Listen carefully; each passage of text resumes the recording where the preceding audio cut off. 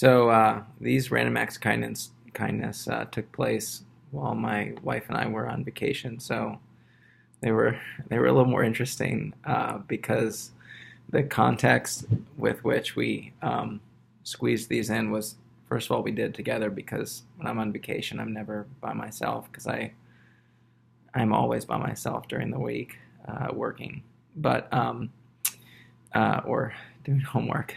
um, so we did these together, and they were in the context of traveling. And people are really out for themselves in those TSA screening lines, and in the hustle and bustle of travel, getting to where you got to go.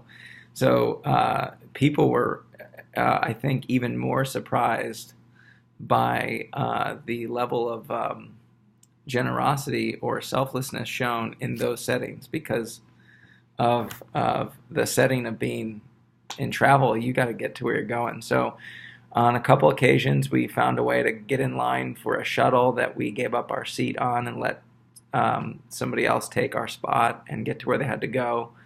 And we did. We were excessively gratuitous in our tips at certain stops. There was a couple times we just said, for no reason at all, we're just going to give a ridiculous tip here to this person. And we, to be honest with you, we do this occasionally. Every now and then we'll feel this sense to just give this person away a stupidly big tip that there's no reason for it. They didn't really do anything for it. And we'll do that. And we did that a couple times this trip. And again, when you do it, especially when no one is expecting it, their level of service wasn't extraordinary as a waiter or waitress. They're just kind of they don't know what to do with that. And I just turned that back on my experience. I turned that back on the gospel, is how I'm always finding the gospel in different colors. And that is especially, soteriologically landing on the Calvinist side of things, even the semi-Augustinian Wesleyan view of, you can't choose the hour of the day that you're saved, according to John Wesley, that God has to do that. That view of salvation is so humbling, that we cannot make ourselves spiritually alive, that somehow God in the universe, for no reason other than his love and his goodness and his initiation, chose me to enter into a relationship with him. I don't deserve it. I'm the least. I mean, there should be way more people in front of the line.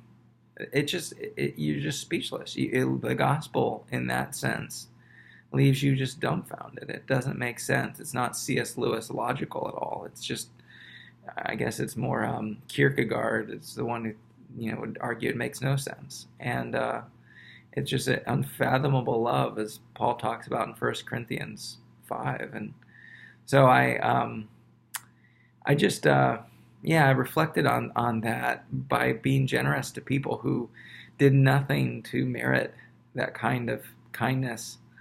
Is so profoundly reflective of the gospel for me. It just gave it another color, that had I not done this assignment, had I not gone through this experience, I think I would have missed that. I would have missed the confounding grace of God, that he would reach down into my heart and call me to himself, to say, follow me. Of all the crowd, of everybody he turns.